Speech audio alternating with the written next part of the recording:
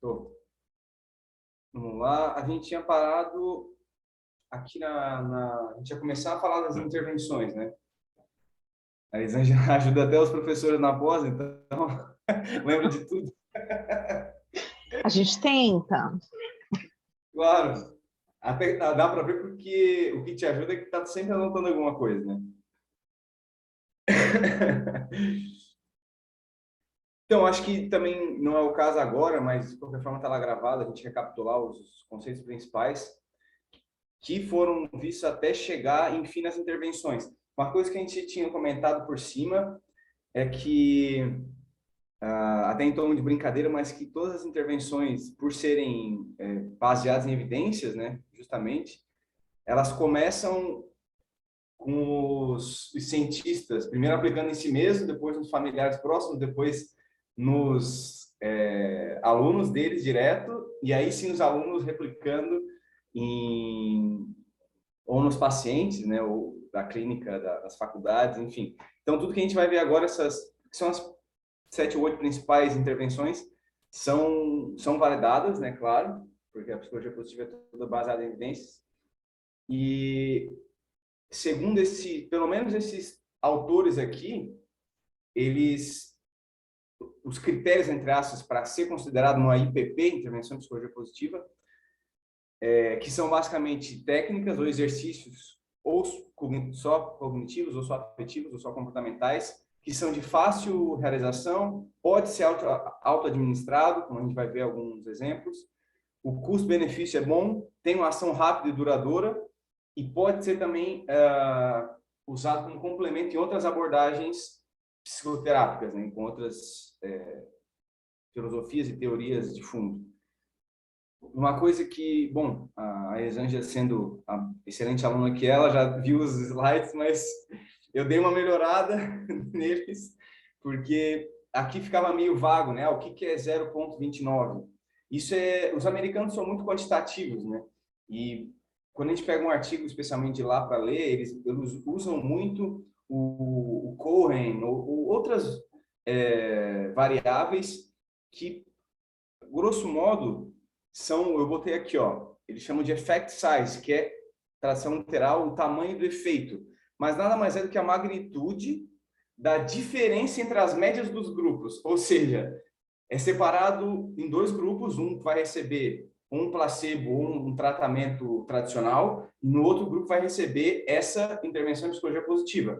Depois é feita uma média desses dois grupos, né, dos resultados, e depois comparado. Isso aí é estatística, é matemática pura, né? Mas é basicamente isso. E eu trouxe aqui pelo menos 2 meta-análises que ao todo de população dá mais de 10 mil pessoas, e o resultado final, entre aspas, é de que a magnitude é pequena, né? Considerando aqui a imagem que eu botei do lado, né? Ponto 2 alguma coisa é magnitude pequena, mas a gente vai ver mais para frente também que é comparado com uma intervenção, mas quando a gente aplica uma ou mais, elas meio que se somam ou multiplicam.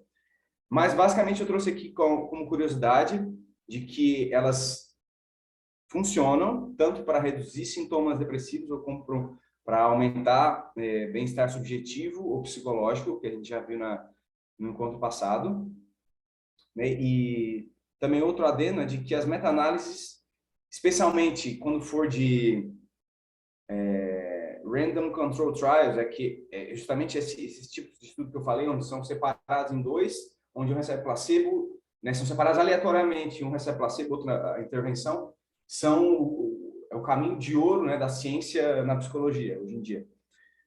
Então, essas meta-análises pegaram especialmente esses tipos de estudos e chegaram a essas conclusões. Já não são tão recentes, não, uma de 2009 ou 2013, mas assim que eu me atualizar, eu trago. E só para ter uma ideia, em comparação, né, o resultado aqui é de magnitude pequena dos efeitos dessas intervenções.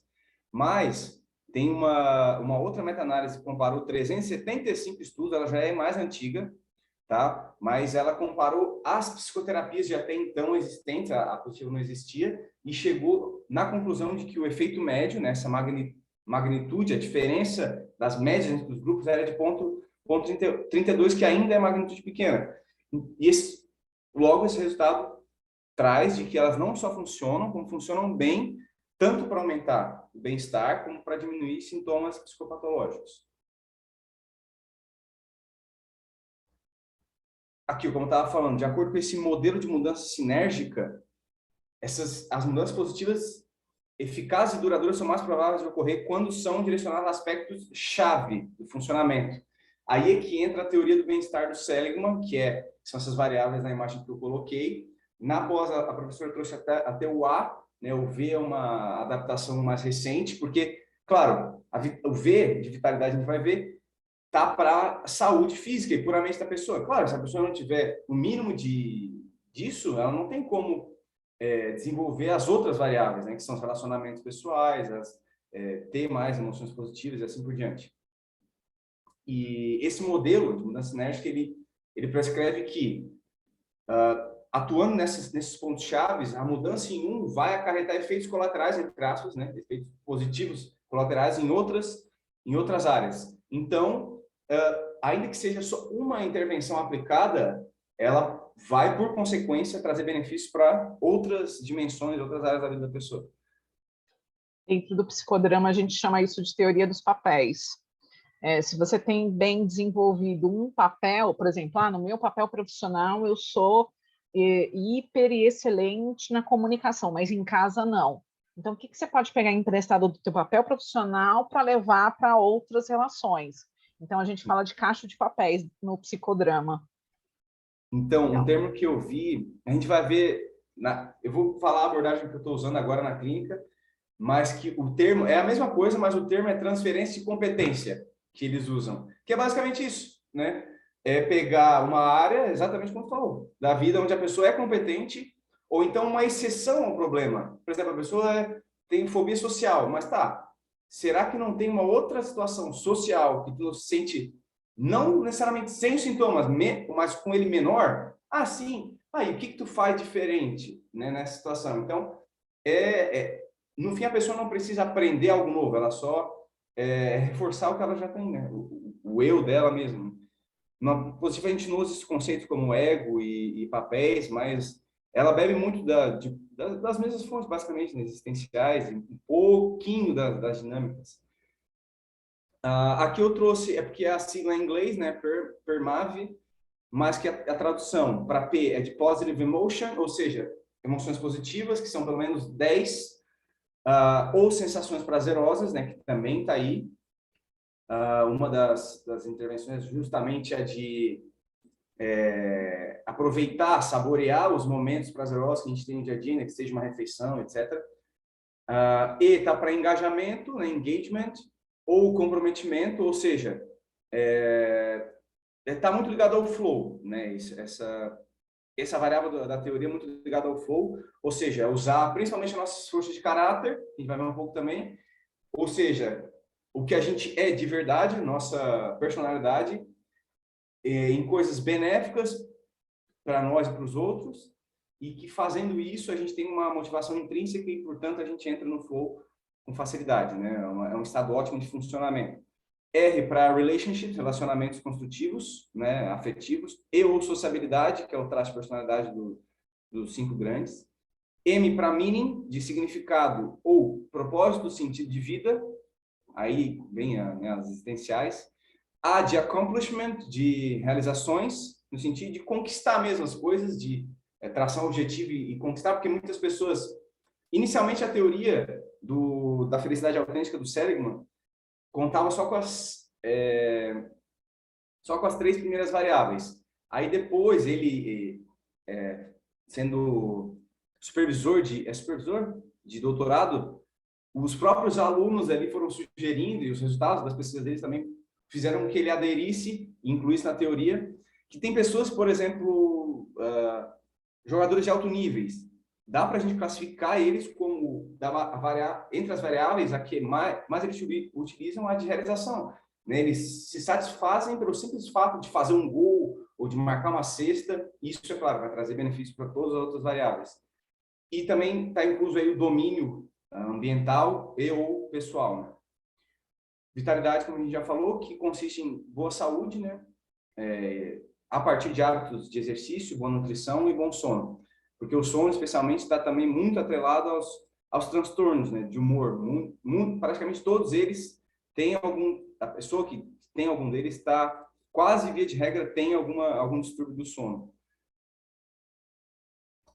Aqui eu trouxe só para ilustrar também, como a gente viu já no outro encontro, essa teoria do Seligman, que é o pai da positiva, né, diga-se de passagem, ele meio que mesclou as outras, o bem-estar hedônico e o bem-estar eudaimônico, ou seja, o bem-estar subjetivo e o das boas emoções e dos prazeres. E, né, ele tentou fazer essa integração e aí está mais ou menos, por isso que eu botei também barra ali nesse outro slide, porque para incluir mesmo tudo que a gente tem de teoria de alta ponta. Aí aqui eu também quis ilustrar como é que funciona, né? Aqui são as iniciais PERMAV. Eu botei o que eu considero mais importante, que é o significado para a vida, depois a vitalidade no meio, dando energia para todas as outras, como uma pirâmide mesmo. Isso aí foi eu que idealizei, eu acho que é mais fácil de lembrar, e ilustrar de que todas, né, se retroalimentam. Essa lista, o Seligman disse que não é exaustiva, né, nem exclusiva, ou seja, pode, né, dependendo das pesquisas, a ciência é isso, né? Se há novos achados disseram o contrário, vai incluir mais coisas, mas já tem evidência de que buscando desenvolver essas variáveis na clínica, se está associada a maior satisfação com a vida e menores taxas de depressão. Aqui são outros achados, né, das IPPs, Intervenções de Psicologia Positiva, que esse Shanksy aqui, ele viu que em amostras em pessoas com transtorno psiquiátrico, essas IPPs, quando são guiadas, são mais efetivas, e quando tem a duração de pelo menos 8 semanas, né, aí toda e qualquer psicoterapia manualizada, né, com protocolos, essas baseadas em evidências, são basicamente pelo menos 8 semanas de duração. Outros preditores de sucesso, da eficácia delas, é a pessoa ter prazer, né, em fazer aquele exercício, meio que óbvio, mas deve ser dito, a variedade, né, não sempre fazer o mesmo, a gente vai ver alguns, e a dificuldade dele, se for mais fácil, claro, é mais fácil a pessoa aderir. Mas o próprio Seligman disse que a psicologia positiva, e a professora também na última aula da pós, disse que não é só elucidador, né, ler sobre psicologia positiva, como é prazeroso. Agora eu lembrei também de um estudo que fizeram com freiras velhinhas já. E antes, né, de ser idealizado qualquer psicologia positiva, eles fizeram elas escrever uma carta sobre como foi a vida delas. Aí fizeram uma análise linguística, vamos dizer assim. E as freiras que usaram mais palavras que remetiam, pelo menos, a emoções positivas, a bem-estar, viveram pelo menos 15 anos a mais que as outras. É claro que é uma das variáveis só, é uma correlação, não é uma relação, mas é muito interessante, né? Isso me faz lembrar de outra coisa que há pouco tempo o próprio Seligman fez agora com o advento das redes sociais, especialmente o Twitter. Ele fez uma análise junto com essas grandes empresas de tecnologia, com o Google, para pegar grandíssimas quantidades de dados de tweets das pessoas. E com isso eles conseguiram mais ou menos prever o nível de bem-estar das pessoas. Afinal, uma das ferramentas mais utilizadas, especialmente positiva, é o autorrelato, o questionário. Então, se a pessoa está espontaneamente escrevendo sobre o dia a dia dela, que essa é a finalidade, né, do Twitter, afinal, por que não utilizar? Né? Então, eu achei genial e, de fato, deu certo como preditor, inclusive, que a ciência também trata disso, né, de entender um fenômeno para conseguir manipular ele e prever os resultados. E, enfim, só um adendo aqui que eu lembrei, é muito interessante. Sabe uma coisa que eu lembrei quando eu estava lendo o material, se você me permite? Claro. Eu fiz um treinamento, um programa de mindfulness, né? Com eu sempre erro o nome dela, é Katia Stubbing. E, assim, é muito parecido. São 8 sessões o protocolo, são áudios de mindfulness guiados, né, por ela, e aí você vai fazendo essas... cada dia um pouco um exercício exatamente dentro disso, e eles comprovam cientificamente, né, através de exames mesmo, Fisiológico, né? do, através das tomografias, que Uhum. tem, depois de 4 semanas, uma diferença no cérebro dos pacientes que praticam mindfulness. E, Tem, assim, tem. para mim, fala muito com psicologia positiva.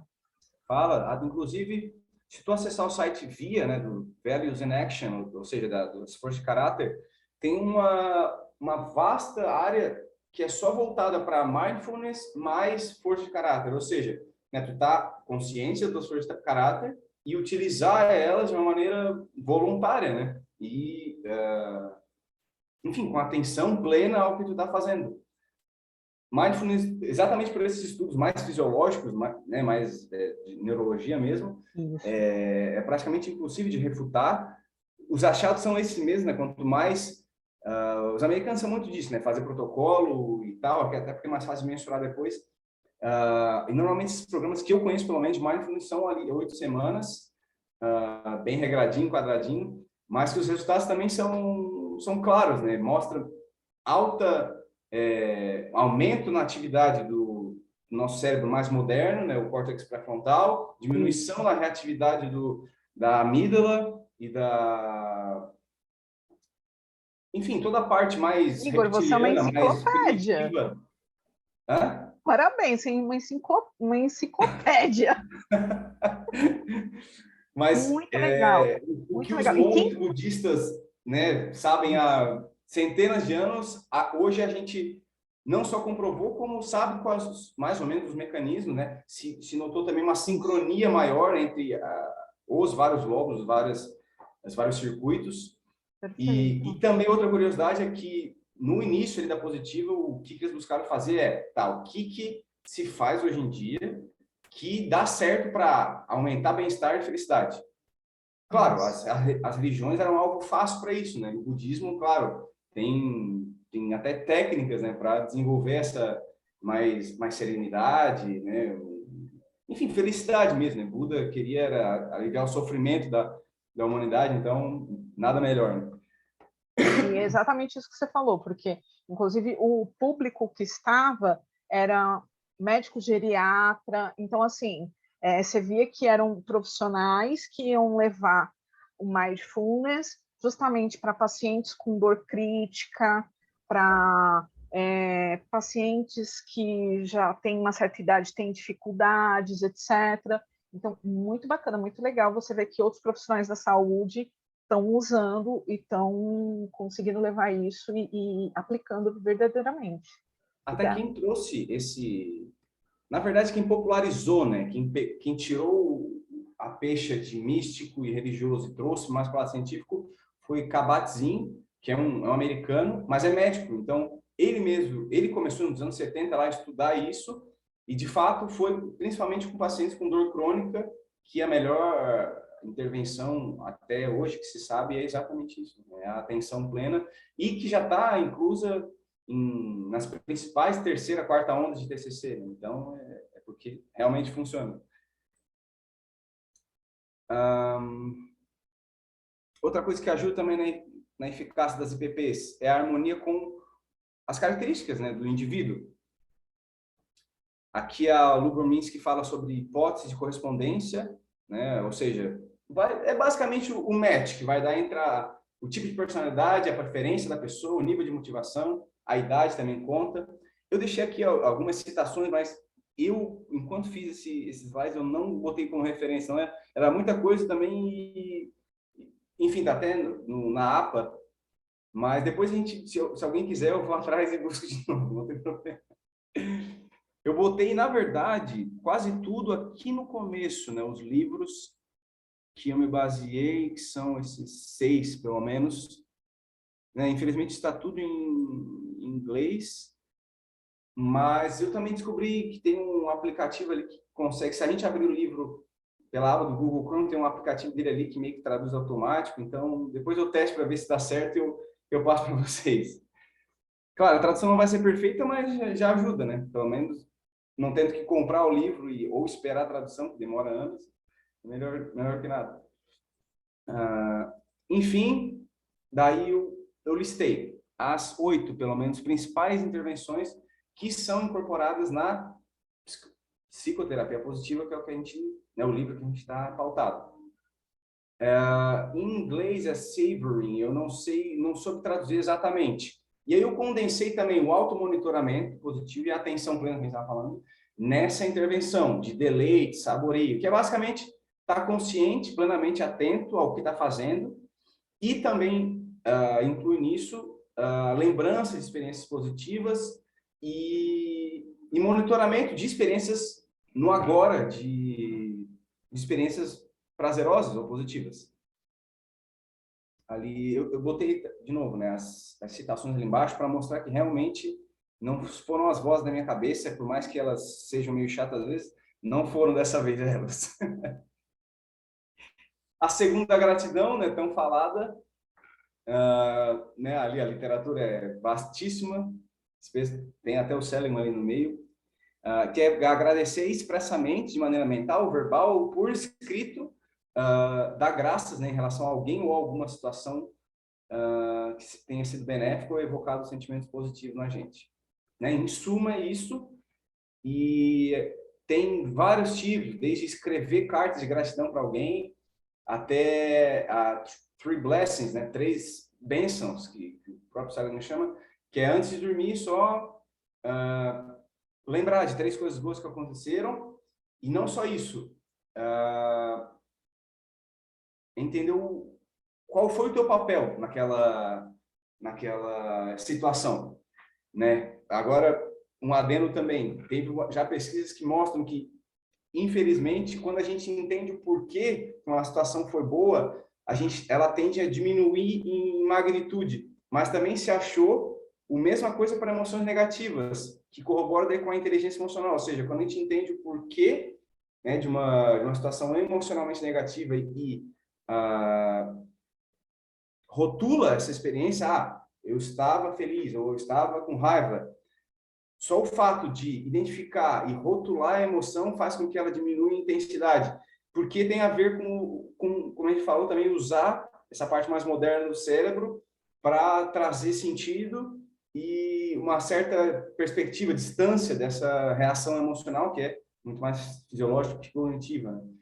Mas tudo bem, os mais usados são essa, né? 3 bênçãos antes de dormir, que também foi achado de que não é bom fazer todo dia, é melhor tirar um dia da semana para lembrar tudo que foi na semana de bom, do que tu lembrar todo dia, né? Os efeitos foram maiores e com mais longos, ou seja, 6 meses depois as pessoas ainda sentiam os benefícios de fazer isso semanalmente em vez de diariamente. Gentileza ou bondade, eu incluí aqui também altruísmo. Curiosamente, também a gente já sabe disso. Eu botei aqui até. É a maneira mais eficaz e rápida de se obter um pico de bem-estar. Isso também é ciência pura e simples. Quando a gente faz isso, é claro que isso está muito inerente à nossa biologia, né? Porque não é óbvio, mas quando a gente para para pensar um pouquinho, quando a gente faz algo de bom para o outro, é muito mais vantajoso evolutivamente para a gente se sentir bem automaticamente com isso, né, para criar laços e evitar conflitos e tudo mais, do que dar alguma explicação, pode ser também, mas uma explicação espiritual ou transcendental, né, mas esse trazendo para o lado científico mesmo, faz sentido na questão neurobiológica, né, de que atos de bondade e altruísmo são o que mais nos traz satisfação rápida e intensa. Mas tem que ser um ato deliberado, né? Tem que ser pensado e feito com, entre aspas, vontade. e estritamente pensando no bem da outra pessoa, né? Não pensando em nada de benefício para si de volta.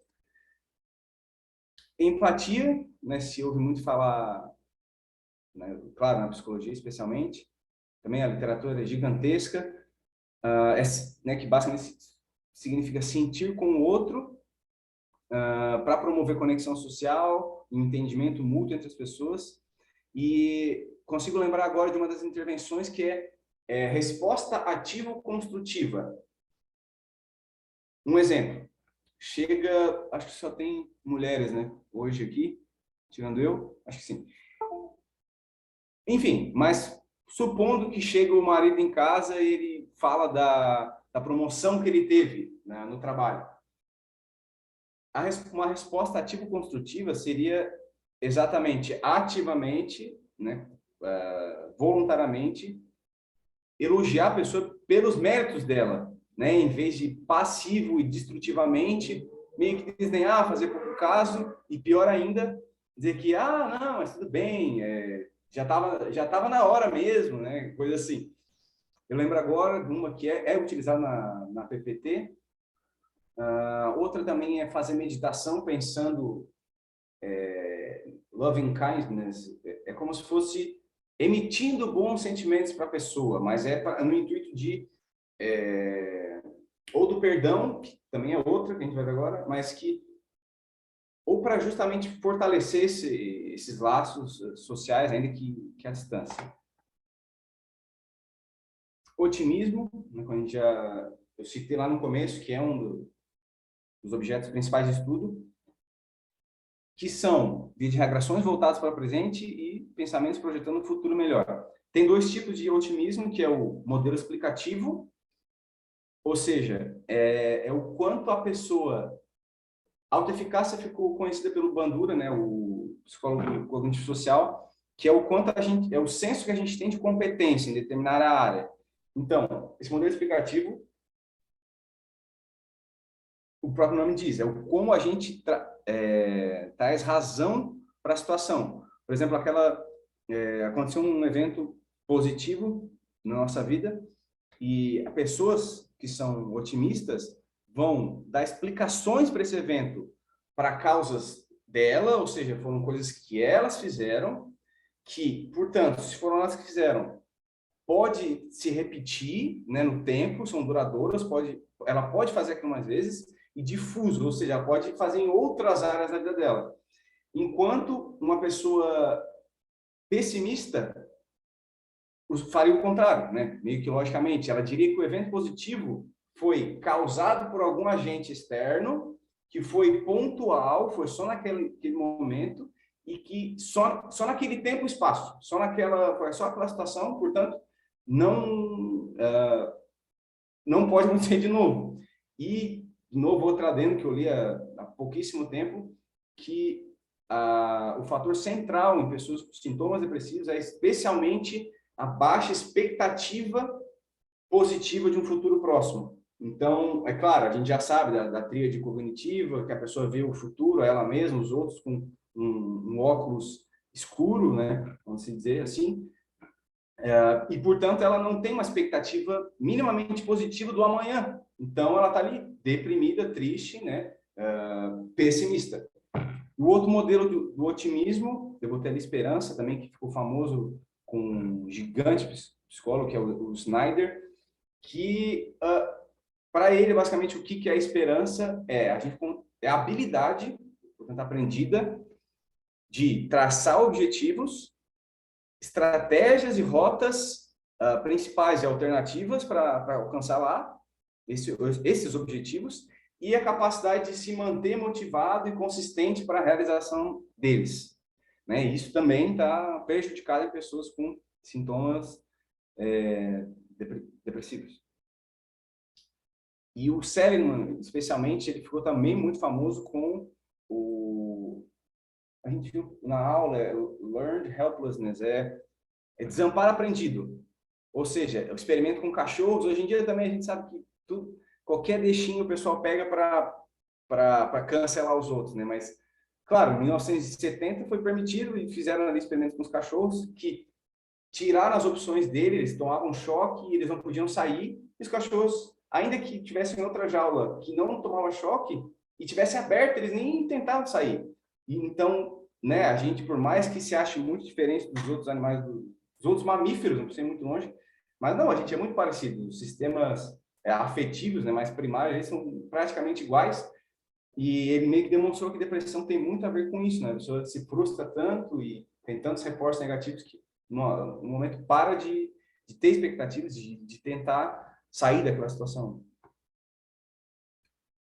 Força de caráter, né? Clássico, a gente viu na última aula da pós, que em suma, bem resumidamente, é identificar elas, né? Saber quais que são os teus traços de personalidade, reconhecer no sentido de, não, realmente sou assim, né? Comparar, tirar a prova real com pessoas mais próximas e utilizar, mas não só utilizar, com mais frequência de maneiras diferentes, né? Isso aí é o que está validado, que dá certo, porque se a pessoa está em psicoterapia, é porque alguma coisa precisa mudar. Então, se ela fazer as mesmas coisas, não, nada vai ser alterado. Então, é fazer de maneira diferente e em contextos também diferentes e mais adaptativos. Ou seja, ainda que uma pessoa... a gente brincou até na aula, né? Porque eu sou teimosa. Mas dá para ressignificar essa frase como, eu sou uma pessoa íntegra, né? Eu acho que é a tua força, né? Eu sou uma pessoa íntegra. Então, é uma maneira também de identificando meio que Íntegra informalmente, demais? né? Informalmente identificar as forças da pessoa, né? Sem a necessidade do questionário. E também desenvolver as últimas forças, né? Via de regra, são as 24, é utilizar as principais de maneiras diferentes e com mais frequência, que são, grosso modo, o nosso core, nosso centro da personalidade, e as mais inferiores, mas que não é o foco da psicoterapia evolutiva, é desenvolver as que estão menos boas. Significado, né, o sentido de vida, é aí que vem encontrar ou fazer mesmo, né? O próprio Viktor Frankl falava que, na verdade, ele falava sobre que até porque meio que se confundia com o judaísmo, do que ele falava, mas que o significado está aí no mundo, né? Tudo tem sentido, basta a gente encontrar. Mas não, tem quem não tem as suas crenças religiosas e que não vai dar bola para isso aí, né? Então, quem não acredita nisso, de que é só encontrar um significado, a vida por si só é significativa, né? O Frank falava isso. A gente cria um significado, um propósito, na verdade, que nas palavras do Seligman é pertencer e fazer parte, né? Ou ajudar algo que seja maior do que você mesmo. Ou seja uma causa, seja uma comunidade, ou seja nos planos de Deus, né, para a pessoa. Não para por aí, também tem a ver com os valores, também as psicoterapias das TCCs no moderno falam muito sobre identificar especificamente quais são os valores da pessoa, né? Que os valores são o quê? São um sentido para a vida. Ou seja, se a pessoa valoriza família, tudo que ela fizer, todo comportamento que tiver essa direção, vai ser reforçador para a pessoa, né? Por isso que, ainda que a pessoa tenha um transtorno, esteja sob muito afeto negativo, identificar, lembrar qual é o valor, o que faz sentido para ti na vida e se comportar naquela direção. Os potenciais a serem manifestados, isso aí a gente usa o VIA, né, com as forças, mas tem muito a ver da psicologia humanista existencial, né, de realizar os potenciais e propósito, né, como a gente falou até agora. E o último é o perdão, que também tem uma conotação meio religiosa, mas que funciona, né? A gente já sabe, a literatura traz, que é usado para desfazer as emoções negativas, raiva, ressentimento, e até transmutar elas para positivas. Eu botei aqui algumas para não ficar meio vago, algumas intervenções específicas. É que o nome em inglês traduzido não fica muito bom, né? Mas é isso, deixando rancores, é relembrar laços, traços de experiências boas dessa pessoa que está com ressentimento. Encontrar benefício na adversidade. Eu lembrei agora daquilo que perguntou sobre trauma, né? Que também tem um conceito de crescimento pós-traumático na positiva. Então seria isso, passei por uma situação extremamente ruim com uma pessoa, mas mas o que eu aprendi com aquilo ali? Né? Qual o crescimento, em quem eu me transformei depois daquela experiência? Isso, a narrativa emocional seria escrever mesmo, isso também é muito validado. O simples faz escrever meio traz a explicação aqui traz uma perspectiva, né? A gente concretiza o que é só pensamento e traz uma perspectiva. Então, depois que eu leio aqui, nossa, mas eu que escrevi isso, né? E até trouxe na clínica da faculdade, curiosamente, eu não sabia que existia isso, mas um paciente falou, eu dei a dica, então tu faz uma carta de perdão pro teu pai. Ele assim, mas se eu fizer, eu vou ter que queimar depois. Eu assim, tá, então faz isso. Enquanto queima, imagina que essa raiva que tu escreveu tá indo embora junto. Ele disse que foi excelente, realmente tem essa intervenção, não na positiva, mas tem psicólogos que já fizeram isso, mas o princípio ativo, entre aspas, é o mesmo, né? É criar uma certa objetividade, perspectiva, e assim, a pessoa meio que no insight ressignifica aquilo.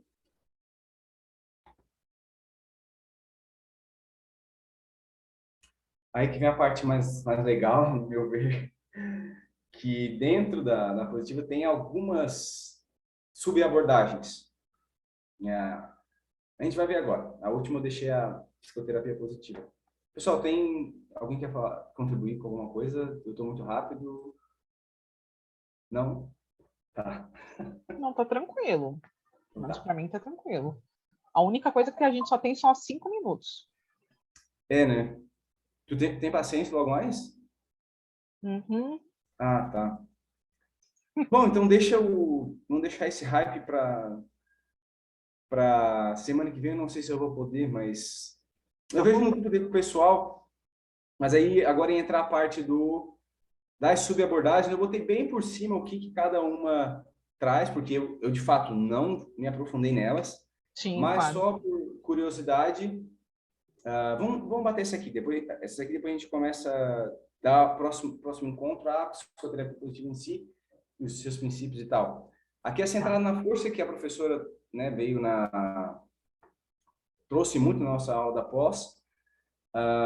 Ali eu tentei traduzir, não é mas foi o que deu, que de novo, né, identificar as forças, fazer a pessoa identificar situações que ela consiga engajar, que usar, empoderar, que ela trouxer, que aconteceu na semana, que ela usou as forças dela, reforçar, não, muito bom, é isso aí, e evoluir, né? Desenvolver o que foi possível. Meu gato tá aqui fazendo um circuito com medo. Essa aqui é extensa, muito. Esse Michael Frisch aí, ele, como eu botei, ela é integrativa, combina os princípios da psicologia positiva e a cognitiva. Ela já é um pouquinho mais antiga, mas ele estabeleceu pelo menos 16 áreas do funcionamento da vida. Americano, né, colocou finanças, família e tal, várias áreas. Daí ele usa as forças e fraquezas das pessoas, as necessidades que elas têm, os Ele fez a desejos que elas roda da têm. vida. Tipo isso. Ela é bem vasta, bem compreensiva, né, de abranger bastante coisa. Aí eu botei aqui só por ativo curiosidade, eu tenho esse livro, é gigantesco, mas enfim, a gente pode bater mais depois. Essa aqui, a terapia do bem-estar, ela é focada no bem-estar subjetivo, que a gente viu na outra aula, sobre o encontro, foca nas 6 dimensões do bem-estar subjetivo, né, que é a autonomia, crescimento pessoal, relacionamentos positivos, enfim. E esse italiano, ele pegou a estrutura da TCC e, em vez de, por exemplo, me fale, usando a estruturinha ABC ali do Ellis, né? O evento ativador, as crenças e as consequências. Em vez de fazer isso com comportamento disfuncional e que causa mal-estar, fazer, né, no outro espectro. Quais são as situações que te trazem bem-estar?